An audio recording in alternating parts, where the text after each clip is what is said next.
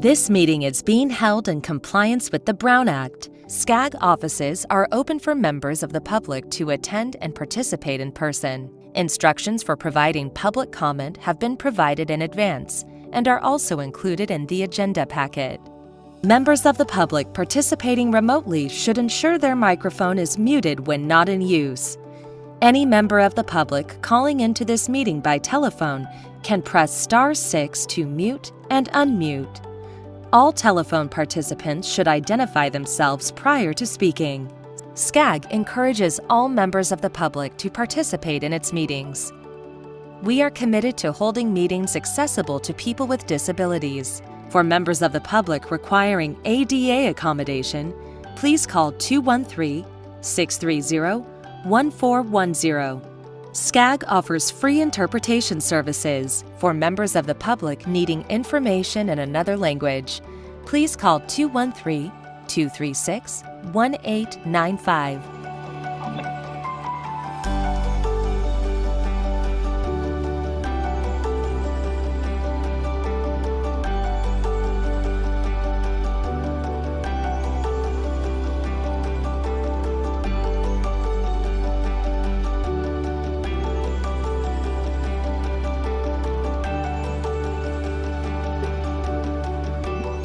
The meeting will now begin.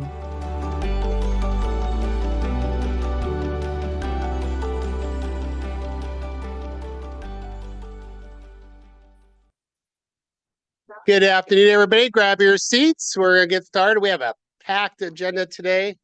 We're excited. Hello, Cindy.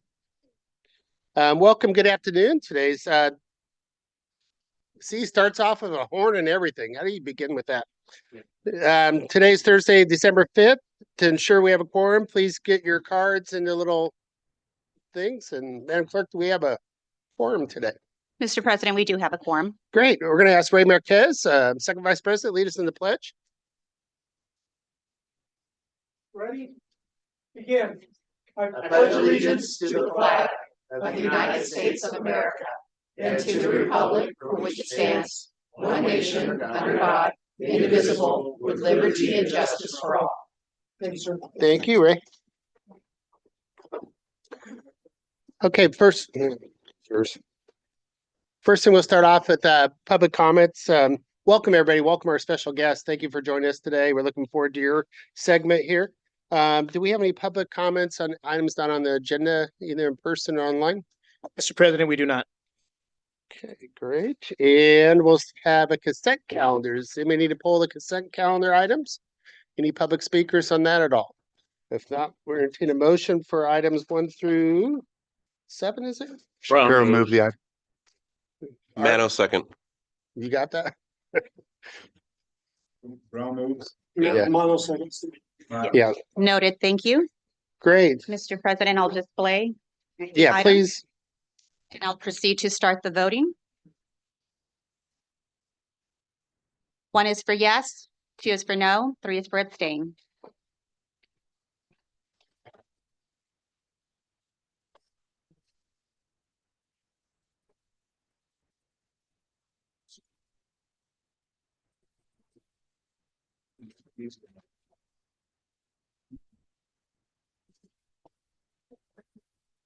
We'll give it another couple of seconds, Mr. President. And my chair reports.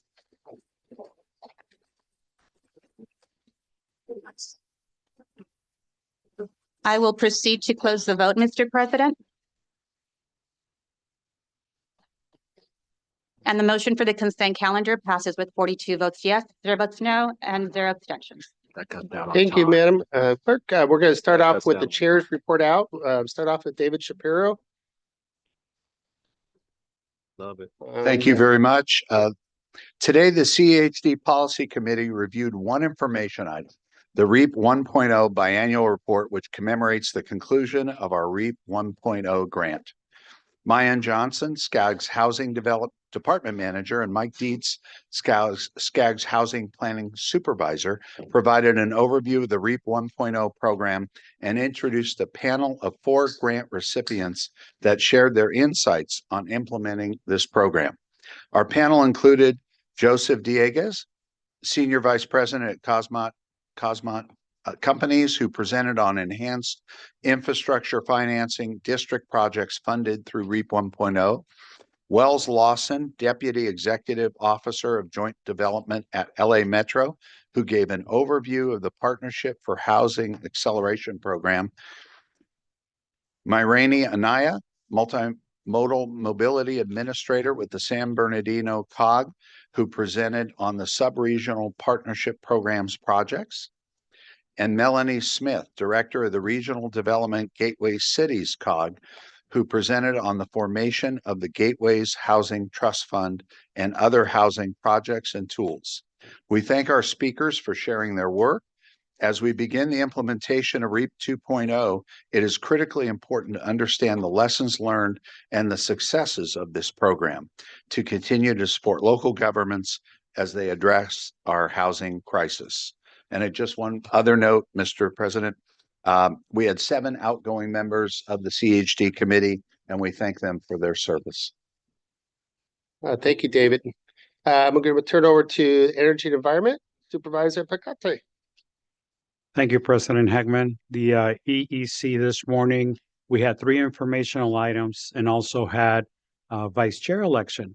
Our first item was a presentation from a UC Riverside professor that provided a summary of their recent white paper on electric grid readiness. It detailed how broad-based electrification will increase electricity demands, as well as the demand for upgrading infrastructure and the key challenges that will need to be addressed in the coming years and decades. We also heard an overview of SCAG's Regional Resilience Framework project, which will result in the production of a toolkit to assist local jurisdictions in their efforts to plan for implementation and funding for resilience efforts. This resource is anticipated to be ready and available spring of 2025. The third item was from a group that put together a national database of model laws, ordinances, and additional information to inform jurisdictions as they pursue their own greenhouse gas reduction efforts. Last but not least, this morning was my last meeting as chair of EEC. We had an election. Member Crosswhite is moving into the chair position. I am pleased to announce that the Honorable Lauren Meister was from West Hollywood, RC District 41, will be becoming vice chair. Thank you, President Hagman. Thank you, Luis. We'll move on to the Transportation Committee. Mike Judge. Thank you, Chair. The Transportation Committee took action on one item today. The committee recommended the approval of the Connect SoCal 2024 Sustainable Communities Program, Active Transportation and Safety Project List, and Contingency List to the Regional Council. The committee heard 2 informational presentations. SCAG staff provided an update on the modeling and technical analysis efforts conducted as part of the Southern California Zero Emission Truck Infrastructure Study, or ZETI. The goal of this study is to support a phased blueprint and action plan for realizing a regional network of zero-emission charging and fueling infrastructure, while further understanding how the region's markets and businesses will be supported by the investments and transition to cleaner fuels. We also received a presentation on SCAG's 2024 Go Human program outcomes. Go Human is an award-winning community engagement program with the goals of reducing traffic collisions and encouraging people to walk and bike more in the SCAG region. The SCAG Go Human program has been an ongoing success for our member agency and stakeholder participants. Due to its continued success, the California State Office of Traffic Safety, OTS, has committed to funding the program on a reoccurring basis. We look forward to the continued growth and success of this program for our region. The Transportation Committee continues to support the Regional Council's work around our planning goals and looks forward to ongoing discussions around these programs and projects. Thank you.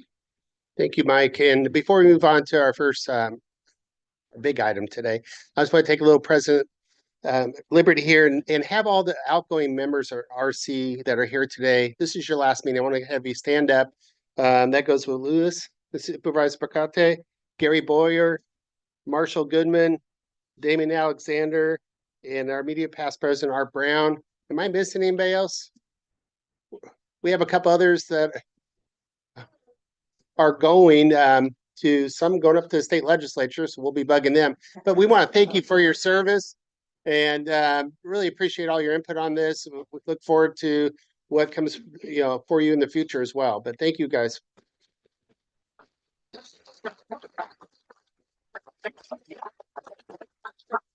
Okay, we'll move on to information items, item number 8.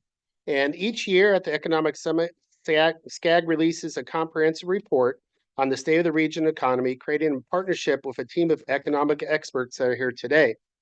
This year, due to scheduling conflicts with multiple holidays during 2024-25 and the 2024 Southern California Economic Update will be presented during today's regional council meeting, which I kind of like because now we get to engage with them one-on-one versus, wish that we had some time as board members.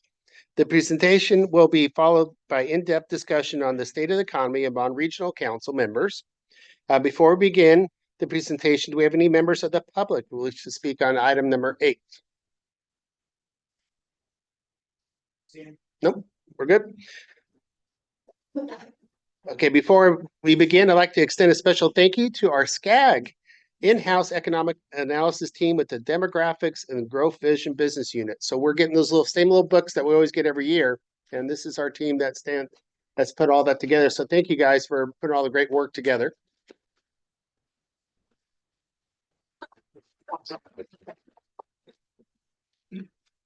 Now it's my pleasure to introduce, here we go, Kate Gordon, CEO of the California Forward, who was invited to moderate today's presentation and all our discussion.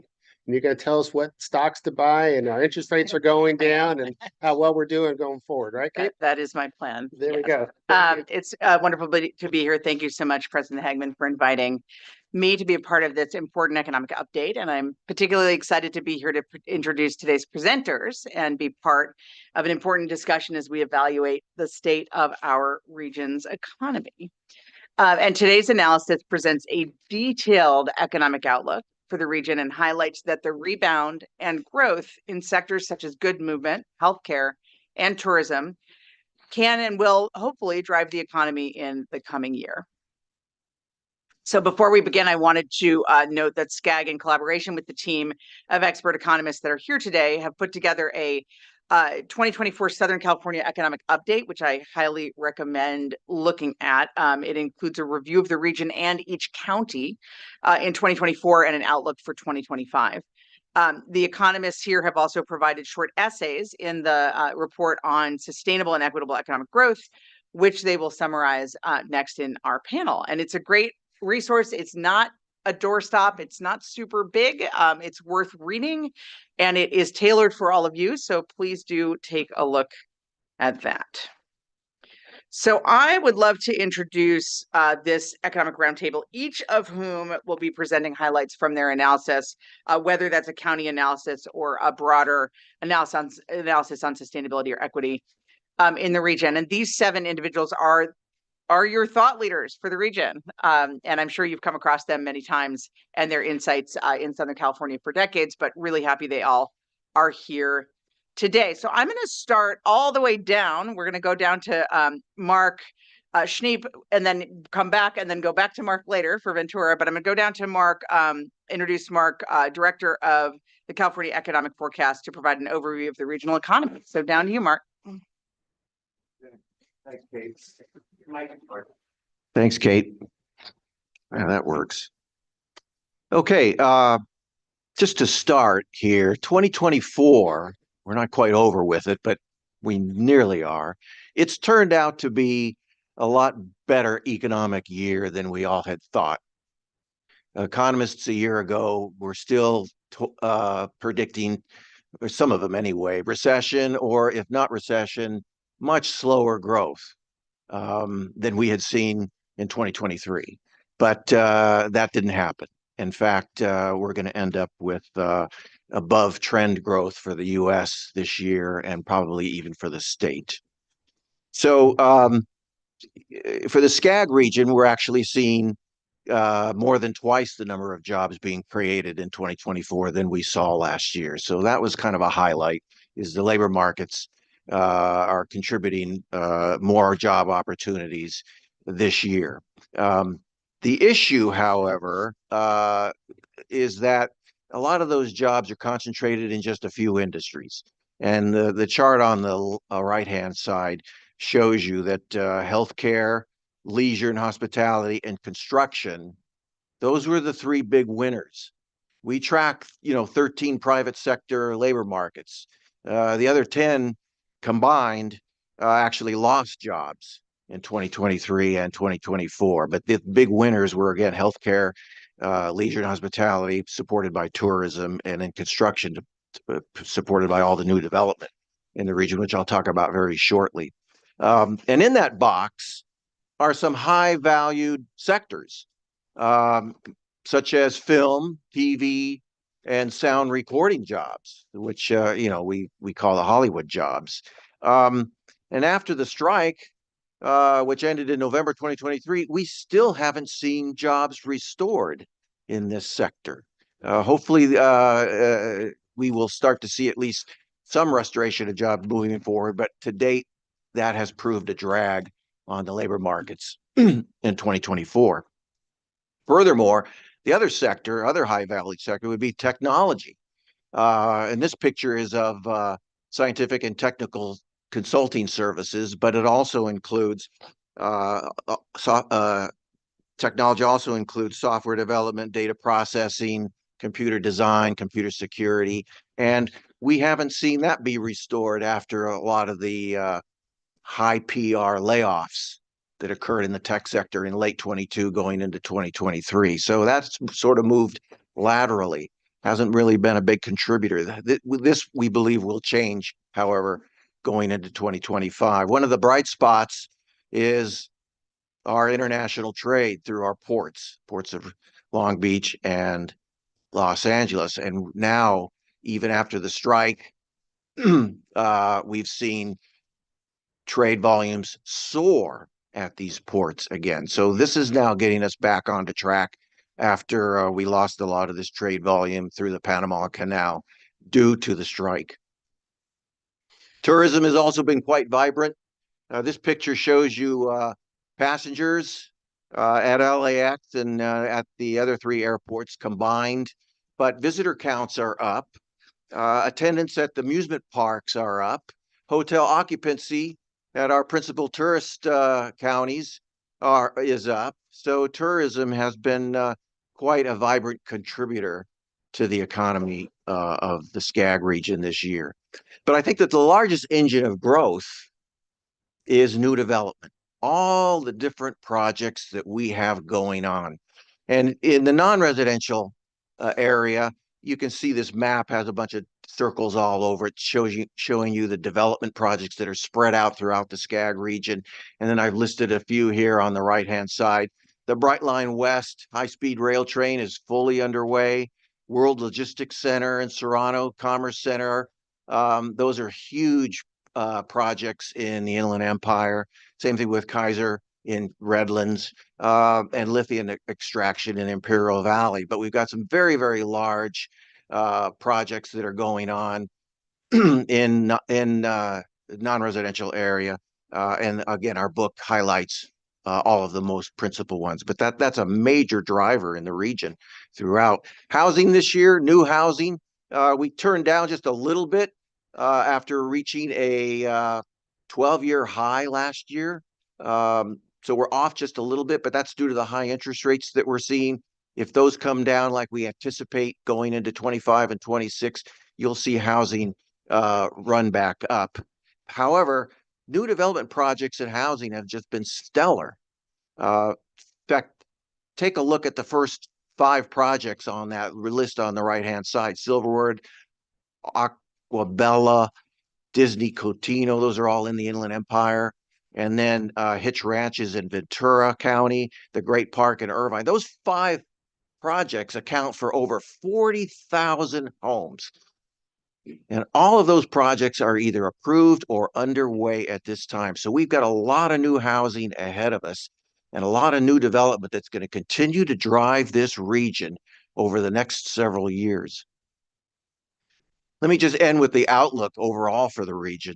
No recession, and not even slower growth. We look for 2025 to even be a little bit better growth than 2024. Much of the negative impacts from the pandemic have been fading away. They will continue to fade, and that will then help to accelerate overall growth in the region. Logistics is now stabilized and probably will come back more, particularly with all the new development. We've got large scale transportation projects, healthcare projects, energy projects, and then of course tourism. All of that momentum in those sectors is going to carry over into 2025. Housing construction, new housing, and then new existing home sales, because interest rates should cooperate better in 2025. Those will also drive the economy of the SCAG region next year. And then we've had a lot of surge of immigration that these people will actually be able to fill jobs. But as we note here on the text slide, this presents a challenge for housing too. So we're going to need more housing for this population gain. Okay, thank you. Thanks so much, Mark. And you can hang on to this slide. Michael, we are going to go from that high-level overview, which is incredibly helpful to anchor all of us, to individual county updates, and starting with Michael Bracken, who is the Managing Partner and Chief Economist of the Development Management Group, to provide an overview for Imperial County. Well, good afternoon. First of all, if you're a fan of eating, then Imperial County is important to you. Last year, over $2.7 billion of agriculture product was produced. Cattle, lettuce, carrots, onions, honey, and hay all led growth. GDP topped $8.6 billion for the region, which is about $47,000 per capita, one of the higher percentage growths we saw in California in 2023. Unemployment remains stubbornly high, which is quite frankly typical for an ag and border rural region. On the energy side, in 2023, over 9,400 gigawatts of renewable energy was produced. Imperial County is the third highest producer of renewable energy in the state of California. Not bad for a region of 180,000 people, certainly punching above their weight. Finally, work continues on 13 new geothermal and lithium extraction facilities, totaling almost $17 billion of new economic investment. Known projects will generate over 7,000 one-year equivalent construction jobs and over 1,000 operational jobs. The 1,000 might not seem like a big number, but let me scale it to LA.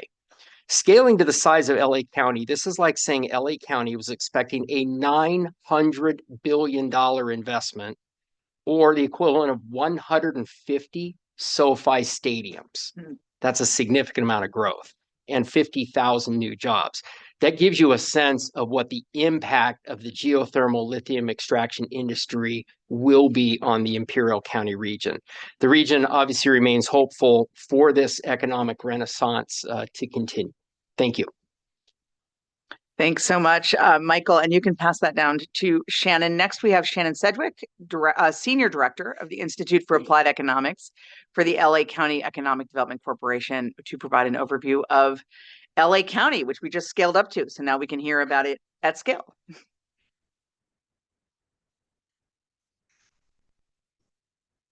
Yeah, good afternoon, everyone. So today I'll be providing just a brief overview of Los Angeles County's economic trends and outlook. So we've been steadily recovering from pandemic disruptions in the county, and we've seen industries like healthcare, technology, and tourism show really promising growth. However, we do have some challenges. So economic inequality, high business costs, and housing affordability really remain those critical challenges for us. We expect our gross county product to grow by 3.3% by the end of this year, 2024. But we do expect that to taper off down to 1.3% by 2026. And so these figures indicate, we do have resilience and stabilities. It is positive, but it is at a slowing pace as the region continues to face some of those macroeconomic pressures. Our labor market's been resilient. Again, that faces some volatility. Non-farm is expected to dip by the end of this year, so 2024. And we're expecting some modest gains next year in 2025. And then our key growth sectors include healthcare, professional services, and advanced manufacturing. Meanwhile, unemployment is expected to rise to 6.2% by the end of 2026. We're seeing that inch a little bit higher. And this is kind of underscoring the need that we have for targeted workforce development and policies that really support job creation and upskilling, particularly in industries that are in transition. So looking at our key industries, driving growth, healthcare, social assistance remains our largest employment sector. And of course, that's driven by aging populations, increasing healthcare needs. In the entertainment industry, while rebounding from strikes and digital disruptions, it continues to play a pivotal role in our region's identity and economic output. And tourism has shown a strong recovery. We've seen international travel specifically return and bolster hospitality and retail sectors. Many are going to talk about trade and logistics. So it's a key industry here because, of course, we have the San Pedro Bay ports. And we did face some challenges in this industry with labor disputes and changing global trade dynamics. So we're expecting public and private investments in renewable energy, technology, and infrastructure to present opportunities for some sustainable growth and job creation moving forward. We've had some challenges in our office sector. We're seeing some rebound happening there. Just recently, 3.8 million square feet of office space was leased during the third quarter of 2024. And in addition, there's over 1.7 million square feet of office space under construction. That's representing about a 0.6% of the total office inventory in our county. Shannon, can you put the microphone just a little closer to you? I'm Would you sorry. mind? Thanks so much. Just put it down a little so it's closer to your mouth. Thanks. The cord. Okay. So housing affordability, I mentioned, is an issue. Right now, only 14% of households in Los Angeles County can afford a median priced home in 2023. And of the county's 3.5 million housing units, 55% were rentals. And looking at rent burden of those rental households, rent burden is impacting nearly half of all renters in the county. So we really do need to address housing supply and affordability moving forward through adaptive reuse projects and new construction. So median household income reached just over $89,000 in 2023. So if you're looking across the past decade, that's a growth of 18.1% in real terms once you adjust that for inflation. And so this did lead to a slight decline in our individual poverty rate, but we still remain the second highest individual poverty rate across all these counties in the SCAG region. So our future really hinges on innovation and collaboration, investments in renewable energy, infrastructure, and education. We're looking at those as being things that can lead us towards sustainable growth and job creation moving forward. Thanks so much, Shannon. Appreciate that. Next, we have Wallace Walrod, who's the Chief Economic Advisor for the Orange County Business Council, to provide an overview of Orange County, and just a reminder to everybody to keep your mics close to you as you're speaking. Hello, everybody. Thanks, Kate. Can everybody hear me? Yep. Great. Great to be here today to talk about Orange County, my favorite subject. So you guys probably already know that. Orange County, small but mighty. We are less than 700 square miles of actual land area. But if we were a country, we would be just behind Chile and Czech Republic in terms of our gross product, and actually just ahead of Finland and Portugal. So think about that, a small 700 square mile county in Southern California ahead of, Finland and Portugal, EU members. So really amazing amount of economic activity. As you see in the first bullet point here, we traditionally have had the lowest unemployment rate. So we're right about 4% right now. We have the highest median household income. We're over 113,000. Ventura is about 110,000, and those are the only two that are above 100,000. Lowest poverty rate, 9.1. And then probably most importantly for Orange County's economic future, we have a very highly educated workforce. So our workforce talent is our greatest asset. We have almost 45% of our working adults have a bachelor's degree or above. So really tremendous workforce talent that drives sort of the economic growth. Now, we do have a little bit of an Achilles heel That's not unique to Orange County, but really is our biggest issue. And that is our workforce housing situation. We have just not been building enough housing units. We actually do a report that we've been doing for 25 years. So we look back 25 years. So right now, in 1999, our average median sales price was 275,000. It's 1.45 million right now is the average. And then California Association of Realtors publishes what they say is an entry level housing price. That's 1.16 million in Orange County is the entry level. And as I said, we're about 113,000 in terms of median household income. In order to qualify for that, it's almost $234,000. So we need to build more and we need to keep generating good paying jobs.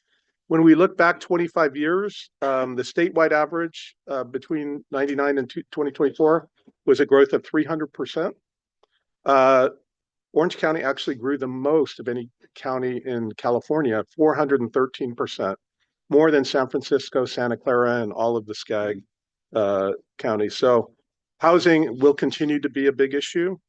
And then finally, echoing what Mark said, we have an amazing amount of projects that I highlighted in the executive summary. I only had room to highlight 7 of those. Those are on the map you see there.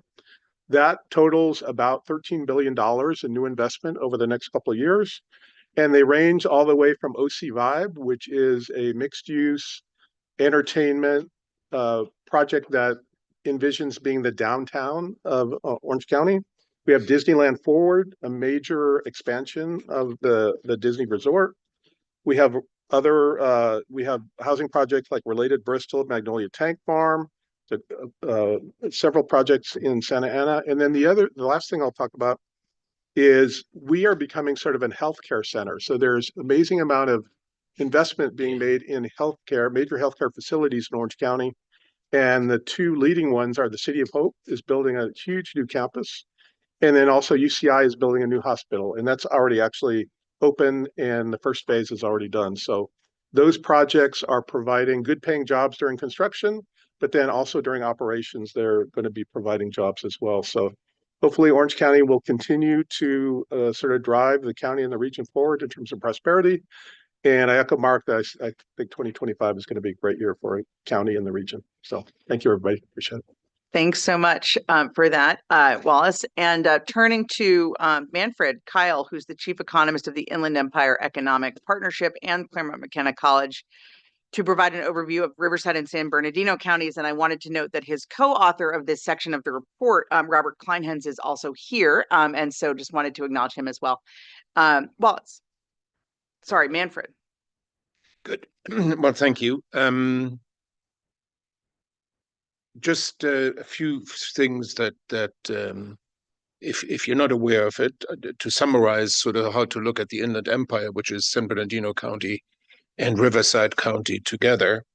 It is by now the 12th largest metropolitan statistical area in the United States. There are 380 of those, and we are the 12th largest.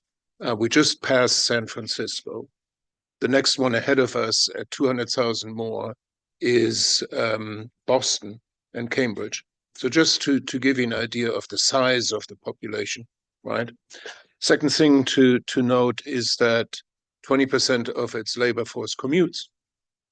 If you're in San Bernardino County, you primarily commute into Los Angeles County. If you're in Riverside County, you primarily commute into Los Angeles County, to Orange County, and to some extent into San Diego County. And the final thing to note is that only 23% of the population in the Inland Empire have a bachelor's degree or higher. In the United States, that number is 38%. If you put those 3 facts together, you do understand why the greater Los Angeles area has a commuting problem. People who have higher human capital will commute into the coastal area where they will get better paying jobs. The Economist recently referred to us as the warehouse capital of the world. The Inland Empire has done relatively well. Riverside County has done slightly better than San Bernardino County, and that's due to an adjustment in the logistics sector. So following the coronavirus, there was overinvestment in the logistics sector. People just thought that it would continue to grow at the pace as we had when we came out of it. And 2023 and 2022 were 2 years of adjustments. So that has stopped now, and the industry is growing again. If you look at the slide, 2 lines of mathematics would show you that the change in the unemployment rate, not the unemployment rate, is the difference of the growth rate of the labor force, that's the 3rd line, minus the growth rate in employment. Okay, so therefore, if you look at it, the Inland Empire has grown at the same rate as the United States and California, but different from California, we've added more jobs. And that's why the unemployment rate only went up by 0.3%. And again, Riverside County doing slightly better.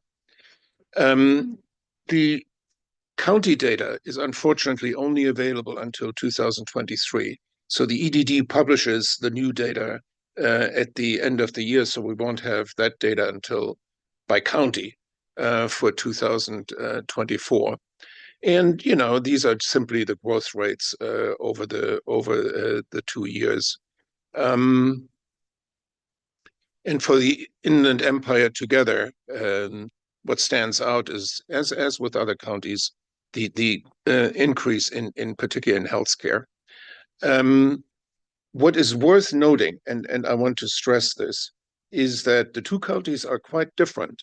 Not that different, but they are different in terms of industry sectors. So logistics now is the largest employer in terms of the share in employment in San Bernardino County. Every 5th person works in logistics. That is not the case for Riverside County, where education and health has a higher share and government has a higher share. Something to say about the outlook for 2025. The 2025 will be fine because whatever potential threats there are to logistics, they will not happen until 2026, the earliest. One possibility is, of course, the imposition of tariffs by the Trump administration. And that would be a 60% tariff on China. Now, let me stress this. And tariffs do not reduce the trade balance, but they do reduce trade. And the question is, if we reduce trade with China, what other country will replace that? If that other country is from Asia, then it will have no effect on employment in the logistics sectors, nor on the ports. The question is, if instead it will be replaced by imports from elsewhere that go to the East Coast, then that will have an effect. And the second thing to mention is AB 98, which was passed, and that in 2026 will add building and trucking requirements to new warehouses. And let me say this: we have not, to this day, had a proper cost-benefit analysis of the logistics sector. It is always easy to criticize the logistics sector in terms of environmental grounds. But let me tell you an example of why it is necessary to have a cost-benefit analysis. In the United States, every year, 40,000 people die on the road fatalities. That's a simple number. You can look it up. I can reduce that to 0 with one policy. You know what that policy is? Will impose a 5-mile-per-hour speed limit on all roads in the United States. But you're not willing to do that. So does that mean you're willing to let 40,000 people die? Yes, you are. And it's a similar thing here with the logistics industry. What we have to realize is, yes, there are environmental problems with the logistics industry, but there are also benefits from it, and in particular in terms of employment, right? And until we do a proper cost-benefit analysis, this has not been addressed. Thank you. Thank you so much, Manfred. I'm going back now to Mark Schneep to provide an overview now of Ventura County, and just a reminder of folks to keep these remarks somewhat short so we can have time for both the discussion and for the council to have time for questions. Mark. Yeah, movement of goods. There we go. Okay. Okay, so Ventura County has struggled in the last 10 years or so, just to keep up with the economic growth in the other counties of the SCAG region. But surprisingly, it's maintained pace in 2024. So job growth is going to be about a little more 1%, about the same as the rest of the SCAG county. So Ventura County's finally caught up. Its unemployment rate is second lowest to Orange County. One of the big sectors of the county that is doing very, very well, real bright spot, is the port of Hueneme, which is not a container port, but is a bulk goods port. And the biggest item coming in there is automobiles, particularly Hyundai and Kias from South Korea, and BMWs and Mercedes Benzes from Germany. And then other than vehicles, we get a lot of bananas from Guatemala and avocados from Mexico. So that's constantly coming in. We're seeing trade volumes soar in Ventura County right now. They're at all-time record highs. They'll probably keep going too. Agriculture is big in Ventura County. It's over $2 billion a year. Ventura County used to be the lemon capital of the country. That was about 100 years ago. Strawberries have taken over, and Ventura County is responsible for the largest strawberry crop, second largest in California. Salinas is first. Okay, so agriculture continues to rise.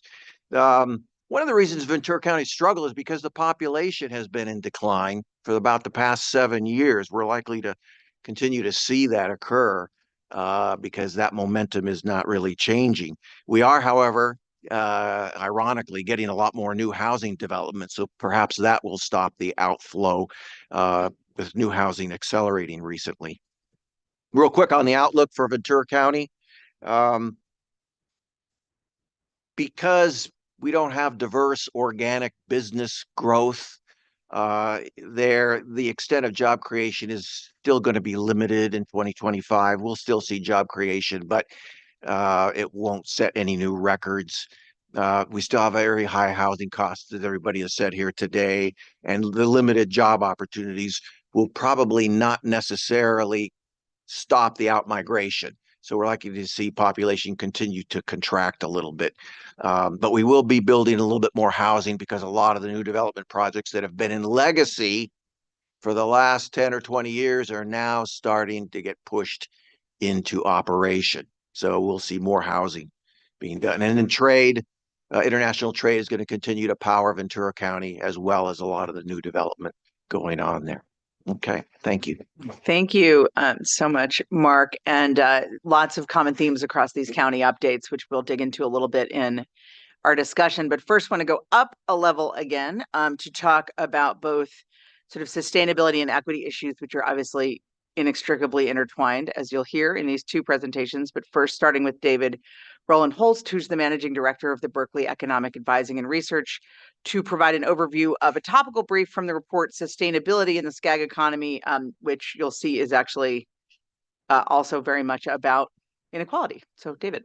Thank you, Kate. Hello, everyone. Thank you for giving me this opportunity to share perspectives. I'm from outside the region, so I have the privilege of thinking about more general topics of interest rather than county level specifically.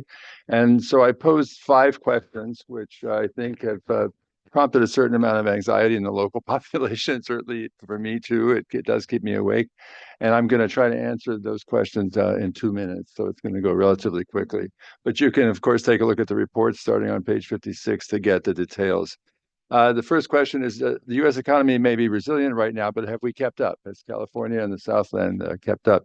The answer to this is made relatively clear in this figure, which is yes, California has continued to deliver for households very consistently. Median household incomes have been going strongly, and they're actually accelerating out of the COVID-19. The margin in favor of California of the region vis-a-vis California, and California vis-a-vis the nation has expanded. The second question: the economy may be dynamic, but who benefits from growth? here we have a more of a substantial challenge, I would say. California's income inequality is higher than the national average, and Black and Latino families are overrepresented at lower income levels. I think you're all familiar with that. How does an economist, particularly an academic like myself, propose a remedy for that? It's very simple. California long ago recognized the power of education to change people's destiny. Founding the University of California, Cal State, and community college systems, collectively the most successful experiments in the history of public education. So we're well aware of the kinds of remedies that can make a difference here, but we obviously have to make those institutions more inclusive and effective in terms of delivering growth-oriented and livelihood improving skills. The right policies can rectify historical inequity, of course. And in the last decade, in California, another approach, that is minimum wages, living wages, et cetera, have been implemented by 19 municipalities, 7 counties, and the state itself. There are inefficiencies associated with minimum wages, no question. As an academic economist, I have to admit that. But the actual benefits in terms of livelihoods for the lowest compensation categories are very substantial and need to be taken seriously. Question 3, I'm sorry, but I've got a very limited time. There's been much discussion about companies leaving California. So what? Is the state no longer competitive? The answer is in the next slide. Absolutely not. This is total investment, inbound investment to California against real GDP growth. And investment is growing in this state much faster than GDP. We've become an ever more sought after destination for investors.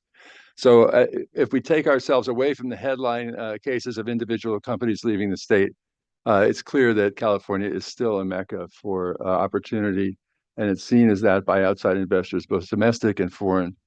Our productivity and our technology and our innovation, those things are all irresistible attractions.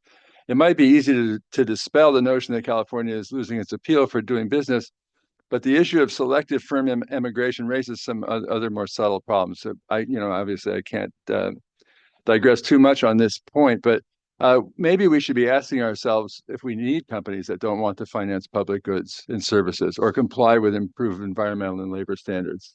That's a question that we're not really addressing so much by being fearful of individual companies deciding to leave. But many people believe that commitments to improve the quality of life should be given higher priority than traditional growth itself.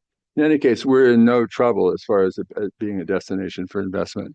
Number 4, population growth has slowed. Will this reverse our economic progress? There's more evidence in the actual publication than I have in the slides, but it's true. California's population is flattening. No question about that. What's wrong with that? An economist will tell you nothing's wrong with that. If you want to keep growing, all you've got to do is invest in skills, invest in productivity, improve the livelihoods of the workers who are already living here by increasing their marketable skills. Doing that will create more prosperity with the same level of population. We don't need humans as fuel to just keep increasing the state's population and driving economic growth. You can drive economic growth by improving the quality of employment and labor productivity. Last question, will California be affordable for me and my children? Housing affordability comes up in almost every conversation about the state economy. You know that. It's already happened several times on this one panel. And only 11%, Shannon already mentioned, numbers like this were mentioned twice already, so I won't digress too much, but the region's current median income is between $90,000 and $100,000. It would take 10 years for the average resident to pay for a home if they devoted 100% of their income to purchasing the house. The national figure for that hurdle is 5 years. So yes, this is the hardest nut to crack in California, housing affordability. It really is. And it's going to just remain at the center of our concerns about the state's quality of life indefinitely. I don't think sustainability is the issue here. The issue is basically the quality of our lives. Meanwhile, though, there's an ironic lesson from this dilemma, and that is that Californians have for years been willing to wait longer, save more, and make greater sacrifices in order to settle here. Maybe this means it's still the land of promise. Let's be optimistic. Thank you. Thanks so much, David, for ending on that slight hopeful uptick.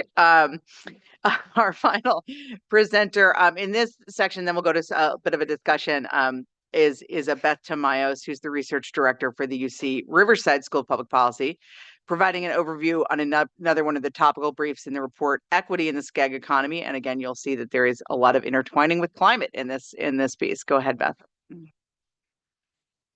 Right. Thanks, Kate, and thanks, SCAG, for having me here today. So I'm going to continue with the theme of housing as a final wrap up to this morning's panel.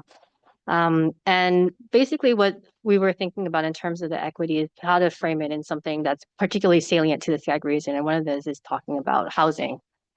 So this past summer, I was in a meeting where, in response to some wildfires in the region, there was some concern from some municipal government agencies about how we're dealing with post-disaster recovery and resilience. Because in a lot of cases, and we've heard this in the news recently, right, that there's a lot of wildfires that are happening in places that have not historically had wildfires in the past. And so thinking about what that means in terms of how we deal with it, how we recover from it, and how far we plan for it in the future. And additionally, considering that scientists have predicted extreme weather events like wildfires to become even more severe due to climate change, this was a good opportunity to use wildfires as a case study in equity and resilience. So the first question I had was, where are we building housing? Housing is increasingly built on the urban fringes, otherwise known as the wildland-urban interface. And this becomes an issue in terms of the equity question, because housing is often built on the urban fringes because it's just simply cheaper to build there. And in terms of equity, in terms of being able to have people access housing, this is also an equity issue because it is easier for someone to find quality housing for a lower price in these areas. However, fires are caused most often not by humans, and this creates additional risk for residents in these urban fringe areas. The second thing I wanted to think about was, why can't we get insurance to prepare for the unexpected? As I'm sure many of you are aware, it is becoming increasingly difficult to insure the places where we live. And in a recent meeting I was at, there was a wildfire that occurred in an area that hasn't traditionally had wildfires. And the residents there pleaded with the council members to not update the fire maps. Why? Because they were worried their insurance premiums were going to go up, or they were worried that they wouldn't be able to get insurance at all for their houses. So this becomes a bigger question about equity as well, because how do we balance the need for new developments against increasing difficulty insuring against emergencies? And the final thing is thinking about whom are we building for? So the questions we were thinking about here are, where and what types of housing are we building, right? So historically, disadvantaged communities are often bear a disproportionate burden from disasters. For the most part, when disasters hit, they're the ones who end up paying the highest prices. So this is an opportunity for planners and policymakers to be creative and innovative when we think about how to prioritize renters and low-income homeowners, when we think about where we're developing housing and what type of housing we're going to be thinking about proposing for them. And in sum, I wanted to close with kind of a question. This is sort of a thing for all of you here as SCAG members. How do we equitably balance resident safety, but still allow for enough housing such that all Californians can gain access to quality places to live that are also affordable? Thank you. Thank you so much, Beth, and thanks to all the presenters for that great in-depth analysis and your contribution to the work in the counties that make up the SCAG region. So I'm going to take a little bit of time to ask some questions of the panel. And then President Hagman will open up for questions from the regional council members. So get your questions ready. So starting off, the county updates had a lot in common with each other, and we'll talk about a couple of things. One thing that you all talked about to some extent is the growth in sectors like healthcare and retail and services, which are not always the sectors known for creating the kind of high quality jobs or tradable goods that can help anchor regional economies. But we also heard a lot of expectation from many of you about the potential for manufacturing and supply chain growth jobs as a growth sector in the region. I'm interested in, and it's a little the elephant in the room, I guess, but does the potential disruption in federal funds for the infrastructure bill, for the Inflation Reduction Act, affect that outlook from you all on manufacturing and supply chain? And I'd love to hear, Manfred already touched on this a little bit on the tariff question. I'd love to hear from Michael. You talked a lot about lithium, which is one of those kind of beginning of the supply chain issues, but also Mark Wallace Shannon on that issue.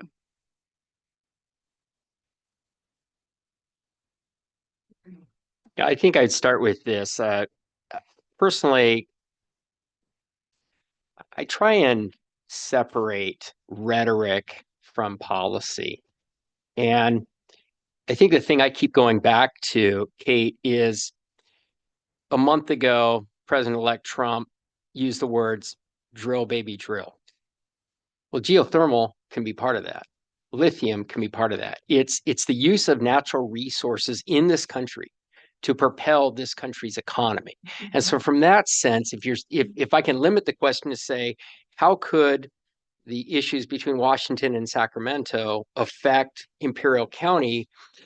I'm going to say probably not much relative to geothermal and lithium, because I think there's actually a convergence of interest between Washington and Sacramento. And it might be one of the few things they can agree on.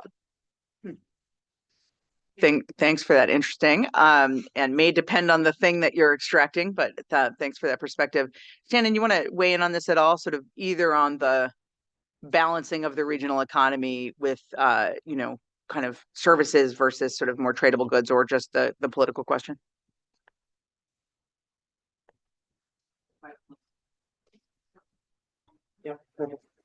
Sure. So you asked about the question about supply chain. And so when we're looking at the potential for manufacturing growth, we're seeing it in more of those high-tech sectors. So we've been seeing a lot of growth that's been happening in aerospace recently, and in some technology. So high-tech intense product manufacturing as well. When we're looking at the balance of services, you're right. There's been continued criticism about the wages that are in these roles, but they do represent opportunities for employment for people with low levels of education. So there's a balancing act there. And we're seeing growth in those sectors because at least in our county, they were so severely hit during the pandemic that, when you're looking at accommodation, for instance, it's still kind of building back up to what it was. And same with retail, there's people are getting out, they're going to destinations, they're shopping a little bit more.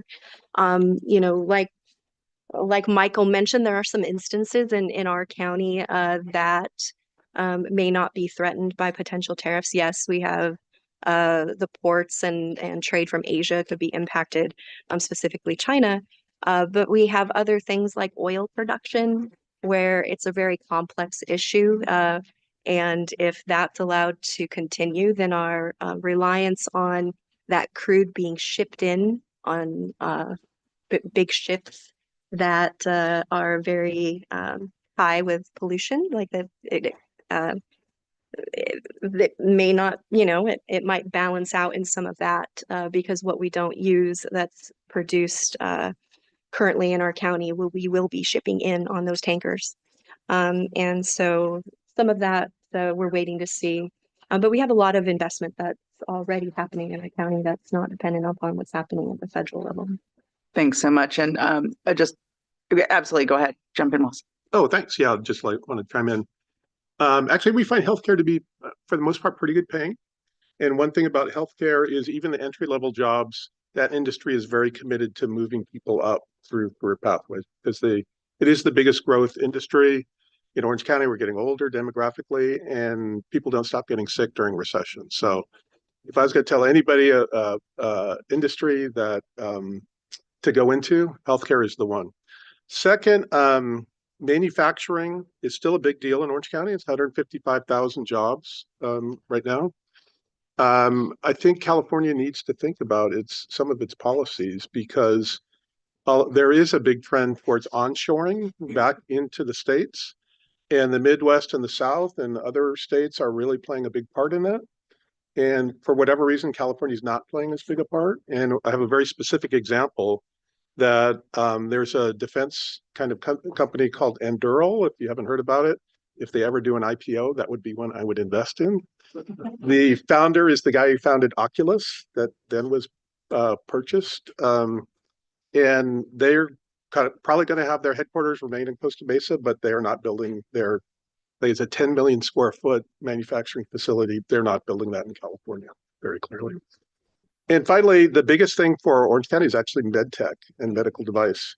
And because of the trends, locally, state, and nationally, I don't see that really stopping. We have a lot of very innovative companies that are doing amazing things. Not all of them public companies, a lot of private companies that have grown to like 5,000, 6,000 employees just within the last 20 years. So that's an industry that is also a little bit insulated from some of the other trends. Thanks for that perspective, and I'm glad you pushed back on me on the healthcare thing. I was hoping someone would. Mark Manfred, any very quick thoughts on this one? This question. Let me first of all say what Mark said originally, which is important, that the two sectors that really drive the economy currently, which is it's health, but it's also government, will have problems this year because of budget constraints that will not be there next year. But those two sectors will not contribute along the lines of what they did. The second thing is, I urge people to have a look at a data set called NETS, National something time series, and it's expensive. It's $30,000, but it has all companies starting in 1990 in the United States, where they have headquarters and where they have moved to. And so that will allow you, just for California, that is 9.7 million observations since 1990. But that will tell you what sort of firms are coming into California and which ones are leaving. And to back up what you said, it's mature companies that are leaving, and those are the big examples that we have: Hewlett-Packard, Oracle, and so forth and so forth. The investment actually comes from smaller startup companies. If you look at venture capital in California, we still have more venture capital per year than the next 9 states together. We have more innovation than one other country in the world, and that's Japan. So in terms of innovation, it's there, and it's the small companies that we're focusing on. Thanks so much. And Mark, quick word on this, and then I do have a couple other questions I want to get to. Go ahead. Sure. And a lot of that innovation and venture capital is going into what? AI processes. Okay. So that's big. And AI will drive the technology sector, which is going to drive tech jobs. So we're likely to see a much more broad-based participation in the labor markets next year with more tech jobs. And with all these distribution centers being built and opening up, we're going to see more logistics jobs as well. Tourism has certainly driven all the leisure and hospitality jobs that we talked about. So they're going to continue to come. But again, more broad-based participation is likely. Thanks so much for that. I actually had a follow-up question later on AI. It's interesting to think about both the growth impacts and the potential impacts on things like Hollywood, which we saw in those slides earlier. So I'm not going to ask that one. And I did just want to note, actually, Shannon, do you just want to say super quickly what you just wrote me in a note about nearshoring, and then I do want to move on. Sure. At the LADC, we have the World Trade Center, Los Angeles, and so they engage foreign consulates pretty regularly. One of the things that we're seeing, Wallace mentioned a reshoring, but one of the things we're also seeing is nearshoring, specifically in Mexico, because they're close to our markets. It's cheaper out there. They don't have as much regulation, and they can just drive across the border with a lot of their goods. So it's a way of bringing those supply chains closer to us without actually being here. Thanks for that point. Really important. Going down to David and Beth specifically, you both touched on this, but to draw a little finer point. So climate impacts, wildfires, extreme heat, flooding, coastal erosion, there is not a part of California exempt from this, are increasingly affecting California's communities and businesses. How are you thinking about climate risk and its impact on the regional economy, whether that's, investment impact, infrastructure impact? How are you thinking about that in sort of the near and longer term? Thank you, Kate. Yeah, this is a very salient issue, despite the fact that we may have a regime change in climate perspectives for a while. This is an inevitable process. I think everybody is aware of it now. And California became acutely aware of it during the fire seasons of 2017 and 2018. Those catastrophic events have aroused very strong defensive reactions in the state. And CAL FIRE, as the sort of heroic institution, is mitigating those risks pretty substantially, but they can't eliminate them. We can't change the consequences of global warming that quickly. In terms of what we look at in the economy, vulnerability to weather events is a significant issue, certainly in coastal areas. California is relatively fortunate because we don't have a lot of low-lying population, although the exceptions are LA Basin and the Bay Area, where I come from. The California coastline is generally relatively well protected against sea level, but flooding is still a very important issue. I think the place we should be looking today for economic consequences of climate risk is the insurance sector. Because as I've said before, insurance is the canary in the climate coal mine, right? They're the ones who are supposed to warn us of the threat. And they are warning us very emphatically in this state by essentially, I shouldn't use the term redlining, that implies some kind of strategic move, but disqualifying or outpricing large demographic areas, particularly in rural and montane areas in California. And this is creating an impact on people's own wealth. I mean, there's a wealth effect to having to shift the burden of replacing your home to the homeowner from an insurance because they can't get access to insurance. And when nobody's really come to terms with that, I think individuals do it, they lose sleep over it. But I haven't seen any authoritative assessment of this wealth effect. What is really happening in terms of our home and our real estate assets, because we're losing the ability to offset this risk. I can give you a hint, though, and that is from a session that I organized at Cal, an annual climate check-in. I invited somebody from the insurance industry to come and speak, and this person said, I know you're all very concerned about climate risk, and I want to tell you our industry is doing everything it can to inform you. So if you live in the Gulf Coast area, you may find that your insurance premium rises to meet your mortgage payment over the term of your mortgage. That's because we anticipate having to replace your home during that time. So these are hidden liabilities that we really aren't quite acknowledging yet, but the signals are coming in ever more strongly. And the insurance industry really is looking for some kind of backstop, I think, from the federal government. I'm not sure if that will come, but if it doesn't, the wealth effects will be substantial. Thanks so much, David. It's a sobering point. Insurance also applies to underlying things like investment in infrastructure, right? Everything. And very salient for municipal budgets in particular, but also the state budget. So I think a really important point. Beth, you want to weigh in on this one? Yeah, sure. Thanks. I think from an equity standpoint, one of the things that comes to mind are the impact of heat. So extreme heat's becoming a bigger and bigger issue.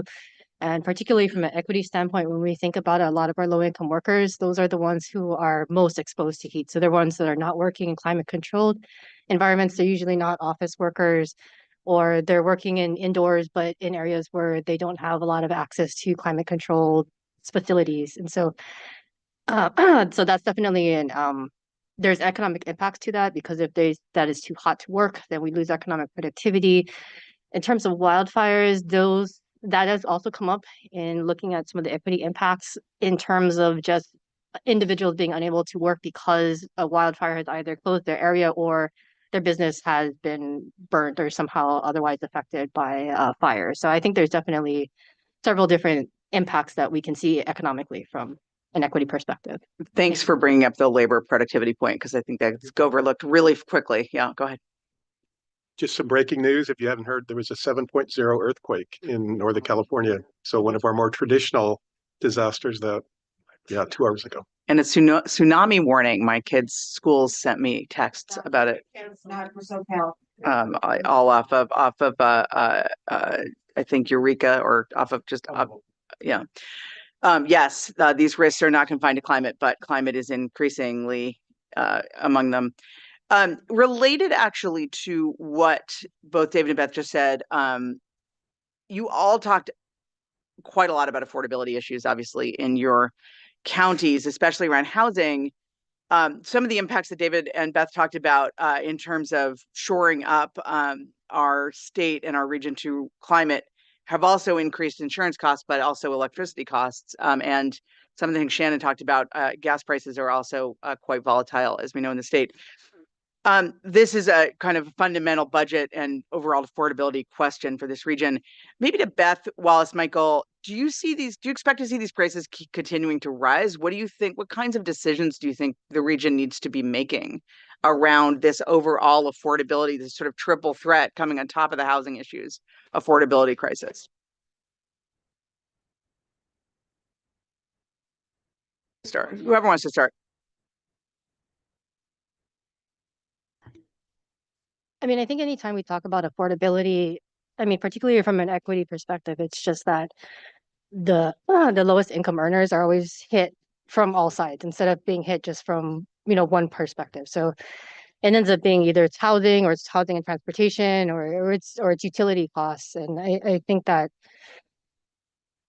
particularly when we think holistically about costs, we don't always think about all the other costs that low income earners are still bearing to, are still having to shoulder on top of things. And so I know utilities aren't something that came up, but it's something that, I know has come up in conversations where low income households are having to make choices between, do you commute in, do you drive in, do you pay for gas, do you pay for electricity, do you pay for heating?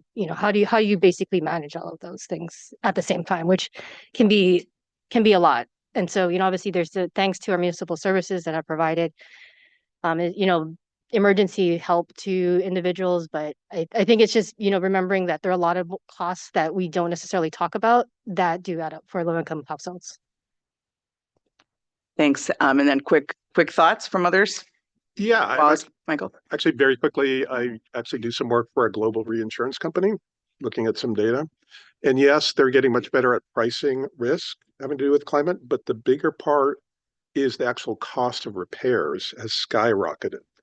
That's actually more than the climate part of the risk that's what's causing the insurance price increases. Yeah, I concur with Wallace. That is actually the issue that is going on, is that cost to repair, which is quite frankly a function of cost of goods, the materials, and then of course the all the increases we've seen in what labor costs are to get people out. Any of you as homeowners or business owners have seen what it takes to get people to actually show up and work, to remodel a bathroom or a kitchen or something. It's becoming quite a chore. Thanks for that. And I will be, thanks again to all of you, the presenters. I'd love to go back to President Hagman, who will open the floor to the council members on their questions for the panel. And we'll try to direct those to the appropriate people. President Hagman. Thank you, Kate. We are limited in time here, but so make your question short and point to the actual subjects. So thank you very much, all the speakers. Start off with one. You guys touch around the edges, but both of California, what's your crystal ball say? Does that do to the outcome starting next year? I maybe start with Mark on that one for the high level view.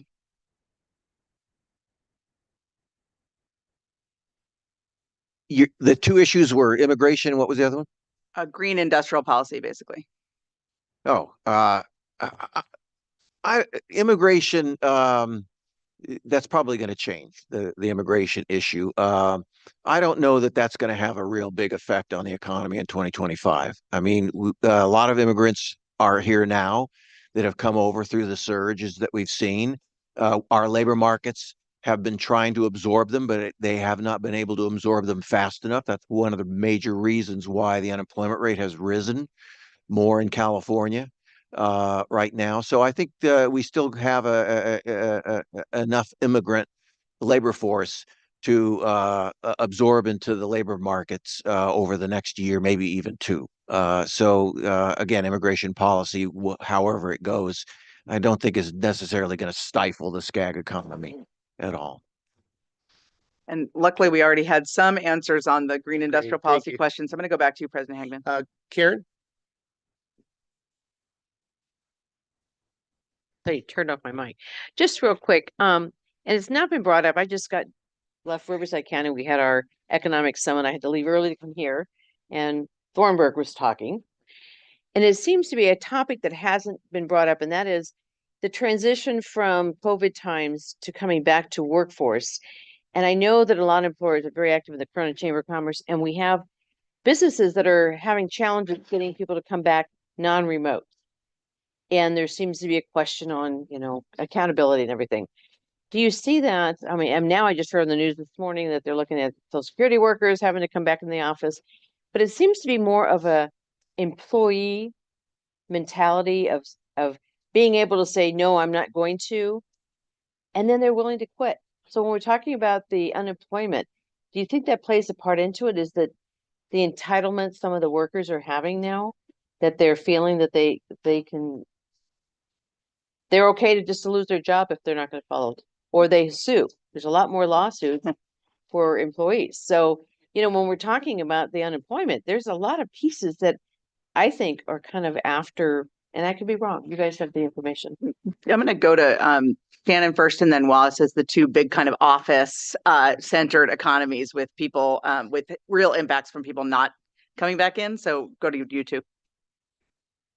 So it's definitely an industry by industry basis that you're seeing it. And I come from an organization that still is continuing a hybrid work situation, and in fact use the opportunity to downsize our office. So we're using that as a way of lowering our expenditures, and so we can invest in other things like additional staff or so it's a reprioritization, especially I think in professional services, of figuring out what your priority is and where you want to actually put your money into. But of course you have other industries where there is, if you're in a field that has a lot of personal engagement, for instance, in research, we're kind of lucky because we're mostly in front of a computer screen all the time. But if you have a role that is requiring you to be engaged with stakeholders and partners, then that's likely going to be something that's going to require in person. So it's really individualized based on your industry and your roles within these particular industries on what that looks like moving forward. I would just echo what Shannon said. That's exactly right. It's industry specific. In the tech industry, I don't think they're ever going back to 5 days a week in office. And especially they're able to access talent, globally, basically. Healthcare is a different situation. And depending on what industry is, most prevalent in your particular geographic location, I think that's it. I do think it's going to remain elevated, the office vacancy, but it's nothing like San Francisco. The San Francisco office vacancy rate is at least 50%, if not more higher than the downtown area. Growing significant on adding more office space. Yeah, I think those developments where there's mixed use, where there's housing and office and retail and restaurants. I think one big trend that I don't think is also going away is when people come home from work, they don't want to get back in the car. So if you can build housing in locations where people can go out to eat easily, can walk there, or can even walk from work to their housing unit, I think that's the wave of the future, is building those things. We used to segregate them in planners, the housing was here and the downtown was here. I think we're more intermingling those things over time, which I think is really good. Thanks for that, Wallace. There's a lot of evidence that downtowns that did that are doing better. So it's a great point. Manfred, I know you had a quick point.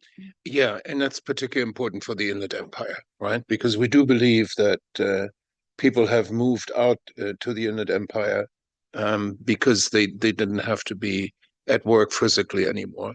Let me just add that I remember Thornburg saying, in 2020, I was there, and he said the coronavirus recession is going to be over in a year's time. That is, well, the GDP is correct. GDP recovered, but the effects from the coronavirus recession, whether it is the work week or with hindsight, the regrets that we had with shutting down primary schools, or to this day at the University of Redlands, still teaching courses in Zoom. That's to me unbelievable. But these are all things that are hangovers from the coronavirus that we still have to deal with. And the biggest one, I think, of them is the work week. and how we in the Inland Empire in particular will have to deal with that. That gets back to getting jobs into the area where you don't have to commute, right? Thanks so much Can for I that. get And two more in, go John? ahead, President. Thank you very much. Thank you for the very thoughtful discussion today. Recently, I went through a thought exercise of looking at our California construction cost index and comparing that to our CPI for the last 25 years. And what I found was that the construction cost index has increased 260% in the last 25 years, while CPI has only increased 88%, which means that there's been a 3x increase in construction cost over inflation. So I'm wondering if any of you, which impacts not only new construction, but also replacement costs. And I was wondering if any of you have looked at that or can look at it for us and kind of pare down, do we need to do a cost benefit analysis on all of our construction codes to determine whether are we really 3 times safer now than we were with the houses or the buildings that we built in 1999? Thank you. Thanks so much. Michael's going to start on this one. Yeah. Everybody put sharp objects down for a second. Construction costs are up because labor costs are significantly higher. Transportation costs are significantly higher. And this is the sharp object one, CEQA costs. You have to calculate the time and the money that it takes to go from point A to point B to build something. And unless you're SoFi Stadium and you get an exemption, it takes years to do it, costs millions and millions of dollars, and that's impacting the costs of construction and homes. Thanks for But that. it's also, Go ahead, it's really also material costs, right? And in particular, material costs from Canada that were affected by tariffs before, right? That have really skyrocketed.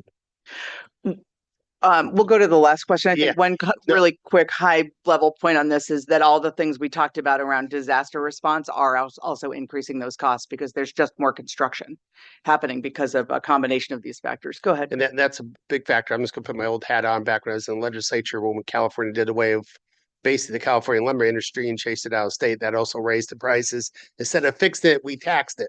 So that's the reason why I went on it. Wendy. Thank you. Just I want to drill down a little bit more. Shortly, just a short question. It has to do with insurance. We're well aware there are hidden costs for the people that are buying affordable housing, which is usually condos, usually attached. Their association costs, it's almost impossible to get insurance. And I wonder if you are going to see, or if we can collectively get our insurance commissioner to address this, because there's more than one reason the insurance companies are leaving the state. Yes. I'm putting it out there because that's a huge driver for housing. And I appreciate you bringing it up. Thank you. Thanks for that question. Yeah, go ahead. Yeah. We have multiple cards up, but I'm also need to have the obligation to get everybody out by 2. And we have another report coming up. I want to thank all of you being here. If you don't mind hanging out for a little bit for those questions, because we are all burning those questions. Maybe a little bit after. We'll be done wrapping up here in 20 minutes or less. And read the report. Yeah. And I'm going to ask Lucy, which is our next, just to kind of close out with her part real quick before we get to our last presentation item. Well, I think my business report is sort of represented in this great panel we had. So I really don't have anything formal for you, Mr. Chairman. But my one quick question for the panel, if I may take this opportunity, is the Hoover Commission said that the growth of government jobs in the state increased by 96.5% from January 2023 to June of 2024, the Hoover Institute. And California is notoriously, from the business community's perspective, one of the worst performing states in job growth. But when our job growth is government jobs, your thoughts on that as it affects private sector job creation and the over-regulatory environment that California is notorious for. It's interesting because elections have consequences, and that's all we're seeing out of the feds, right? Is cut back on regulations, but California is doubling down in a different way. So economists your thoughts on this. Sorry, put your sharp objects down. I'm assuming President Hegman Yeah. won't let us answer this question. No, no, so that would be like a whole 2-hour event here. It's a good Anyway, question, though. But yes, that's a good point, Lucy. Thank you. Thank you, panel, very much. Thank you for all the insights. Don't forget, you can scan it. You can scan your QR code and get this full report, and we'll try to get some more out to you. So thank you. We're gonna move on. And sorry, Javier, we're kind of cutting you down to a minimal 15-minute report. That could be another 45-minute report. Very true, Mr. President. Thank you so much. Javier Cartagena, Chief Government and Public Affairs Officer here. With the conclusion of the 2024 general election, SCAG has invited our federal lobbyists, Holland Knight, to provide a broad overview of the federal election results and to discuss what impacts we might expect moving forward. Joining us this afternoon, we have the treat of having Mr. Tom Davis, a partner at Holland Knight, a Washington, D.C. attorney with a focus of handling various congressional and regulatory affairs, including congressional investigations, land use, and legislative strategy. Mr. Davis is a co-leader of the Public Policy and Regulation Group's Congressional Investigations Team. And prior to his role, Mr. Davis served 14 years in the U.S. House of Representatives, representing the 11th Congressional District of Virginia. And in addition, he was also elected chairman of the National Republican Congressional Committee. And also he was supervisor of Fairfax County. I'm just reading through his amazing bio. And also he was director on the Metropolitan Washington Airports Authority. Joining Mr. Davis this afternoon to provide this update is Ms. Leslie Polner and Ms. Lori Hedinger, Senior Policy Advisors at Holland and Knight. Thank you. Take it away, Leslie and Tom Davis. That was as fast as I read.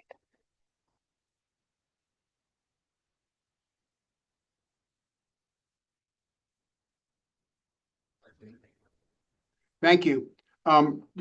Just for a bit of local flavor, Mr. President, my brother lives in Rancho Cucamonga and was the director of the San Gregorio Pass Water District out in Riverside County.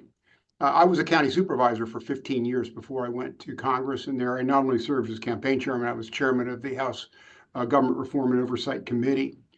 Just to lay a predicate here, this was a close election. As you take a look at Congress, this is the closest divided House that we have had since 1930.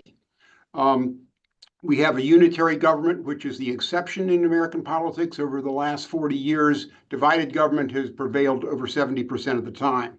It's kind of the new normal. So Republicans will control the floor. They'll control the agenda, and they will control the hearings, investigations, and oversight.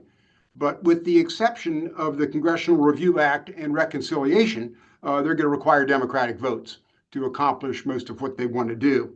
So getting through that reconciliation will be at the top of their list. We are still operating under a continuing resolution, which means the fiscal year that started October 1st has not been appropriated. So they're on a continuing resolution from last year. That expires December 20th. I expect Congress to continue that continuing resolution until sometime in March. I think they will enact a National Defense Authorization Act, and then they will go home, and the new Congress will be constituted on January 3rd. But hanging over everything at this point is the deficit. Nobody talked about it during the campaign, but we are spending more today on interest on the national debt than we are on national defense. And as we refinance the debt, most of our debt short term with higher interest rates, that ratio is going to get worse. So that hangs over everything. And in addition to that, you have the extension of what we call the Trump tax cuts from his last term. They expire this next year. If they do nothing, at least the SALT piece goes away, the state and local tax piece goes away, and that's restored. But all of the other cuts that they have made from the estate tax, corporate income tax go away, and that is not in sync with their campaign, with what they promised during the campaign. So those are the tensions that we face at this point. They are going to do this through a process of reconciliation. It's a highly partisan process, but it means you only need 50 votes in the Senate. Democrats use it when they're in power. They did it for the IRA, for example. Republicans will do this at this point, assuming they can get cobble the votes together with their very slim majority in the House. By the way, it's 220 to 215 now. They will lose 3 seats right off the bat after they elect a speaker. And it won't be until April 1st, assuming they win the 3 special elections. They're all in pretty Republican areas before they get that restored. So, able to continue these tax cuts, that's another $4 trillion hit over 10 years on the deficit. They have got to find some offsets. You have some deficit hawks in the Republican conference that are not going to vote for those kind of deficits. So they're looking around for offsets. SALT by the way, being the largest offset in there now. And if that goes away, that adds to that $4 trillion, gets it closer to $5 trillion. So major targets that we are concerned about are Medicaid. President-elect Trump promised that he wouldn't touch Medicare or Social Security. He didn't say anything about Medicaid, which is one of the fastest growing parts of the federal budget, growing at 7% a year. And the Inflation Reduction Act, which was, as I said, that passed through reconciliation with only Democratic votes. A lot of the environmental initiatives of the past administration that haven't been funded, I think, are going to be targets as they look for offsets. In addition to that, they have to set what's called their 302 allocation. This is the amount of discretionary spending for the next year.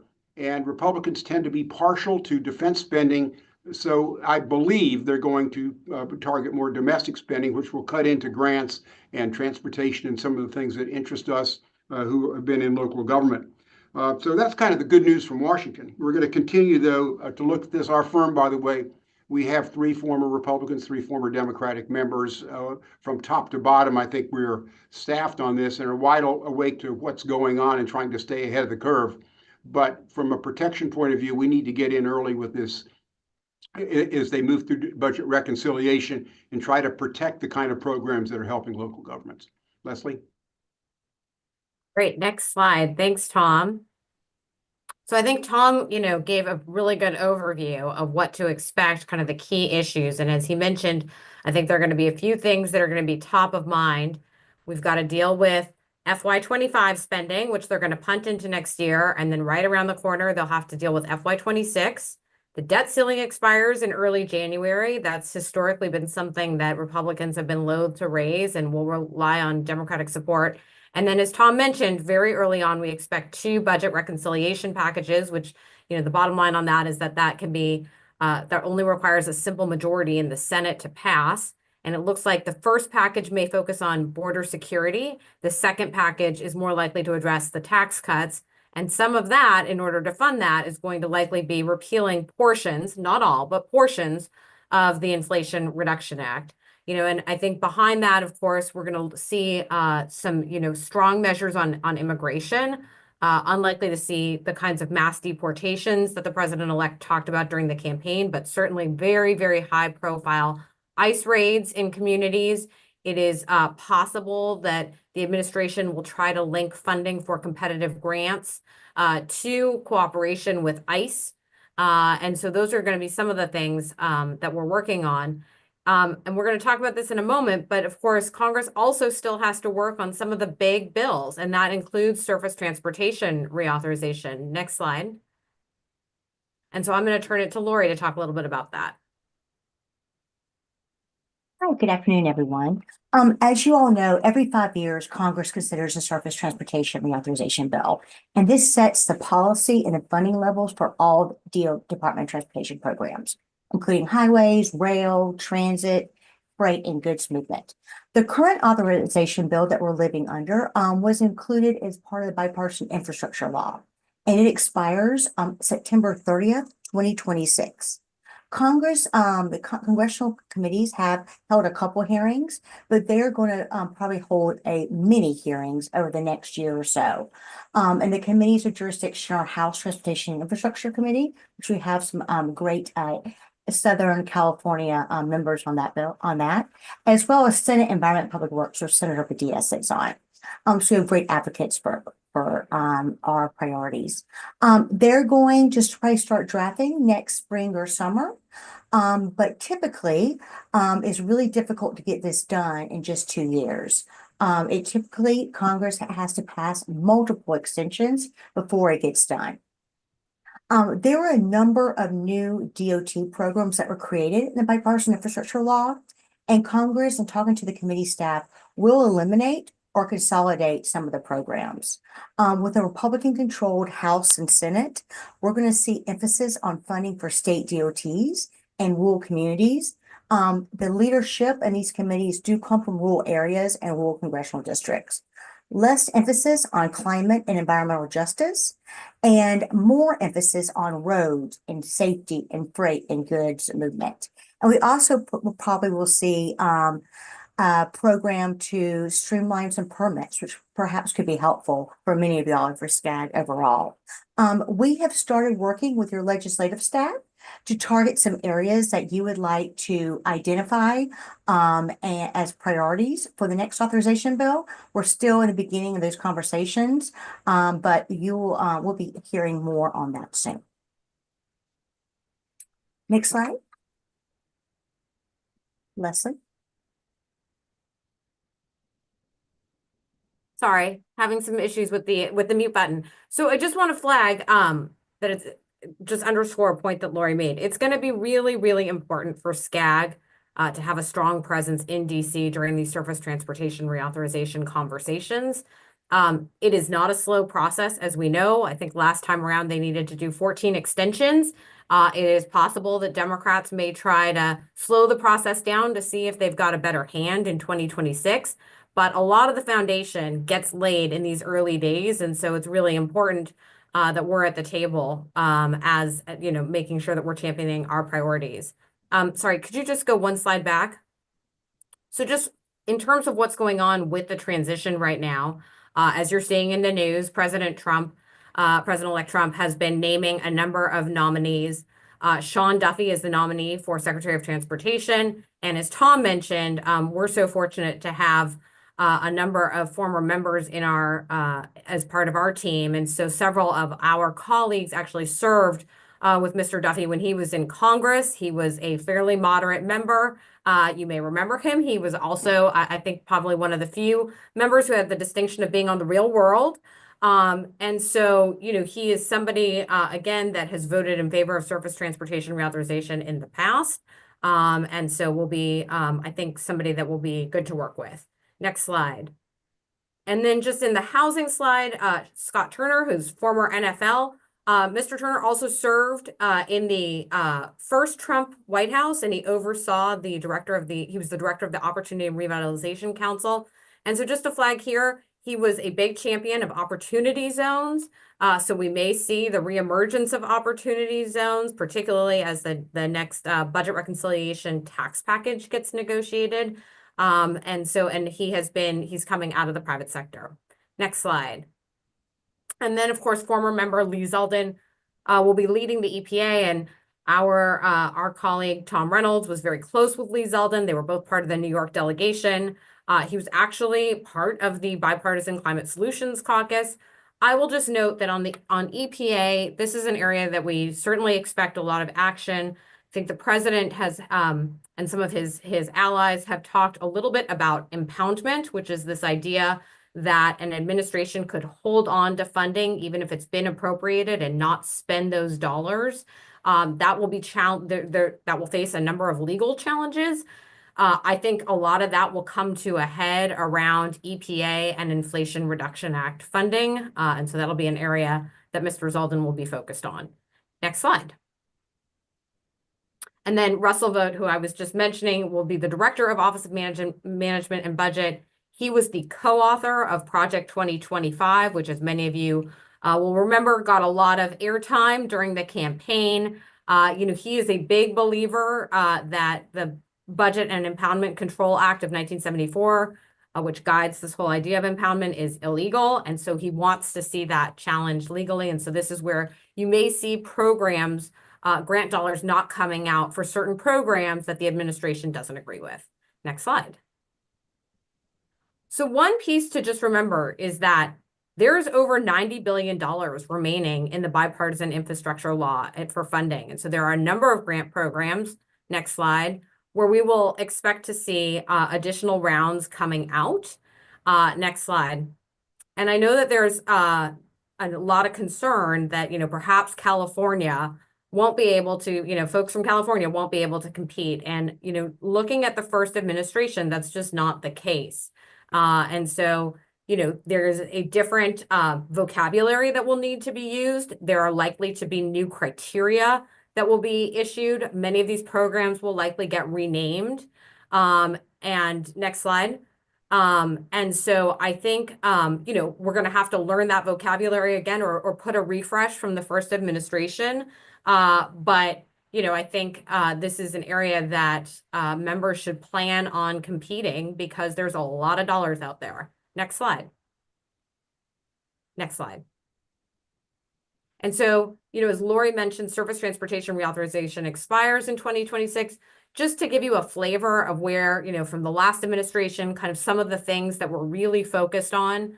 There was obviously less emphasis on climate, workforce, equity, environmental justice, much more emphasis on American manufacturing, real focus on, making sure that you were very specific about the jobs that were going to be created by projects. There was a real emphasis on public-private partnerships. Innovation was really valued in a lot of the criteria. Bringing more than the traditional 20% local match to a project also used to help it compete really well. And so, and then also, as I mentioned, looking at P3s and of course, also partnerships with rural communities, right? There was a real focus on communities that have, that were not traditional urban communities. Next slide. I'll just mention, not sure how much focus housing will get. As Tom was mentioning, obviously with the deficit looming, and a lot of really hard choices facing Congress, housing, as you all know too well, is very expensive.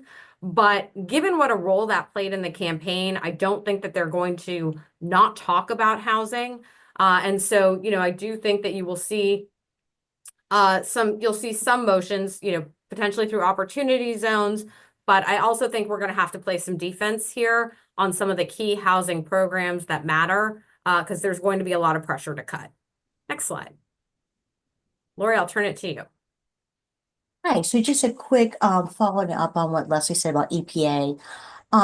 President-elect Trump and several Republican House members and senators have said they are going to utilize unspent funding from the Inflation Reduction Act, IRA, to pay for reconciliation, which Tom mentioned earlier. As a reminder, that IRA was passed on a party line Democratic vote, which is very different than the bipartisan infrastructure law, which was passed on a bipartisan basis.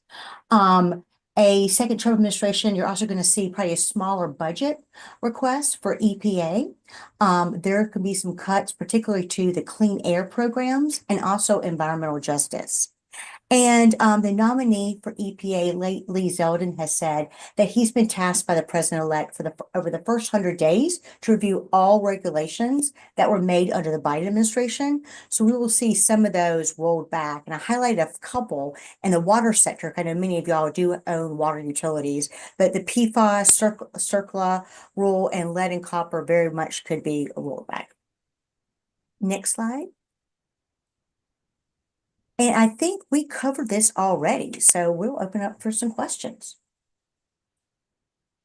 Thank you. We have 2 minutes left, so we're going to be engaged quite a bit this coming year. I think we all realize that. Anytime we have new administration coming in, they have different priorities, and we will be working with our legislative team and our representatives here in this room and regional council members to go do our lobbying coming up. Aquanetta, since I missed you last time, you get to. Thank you, Chairman Hagman. One of the questions I have is, I was in touch with DOT quite a bit in the last 4 years with all these measures, and we even got a raise grant. They have said they have such hard trouble getting people to apply for these grants. I've already talked to our great executive director, and I'm also going to be working with U.S. Conference of Mayors. We need to push to stop the match. And people might say, are you crazy? Yes, I am. We have to stop the match that they require. If we had the money to match, we wouldn't ask for the money, particularly at the levels of 300,000 in population below.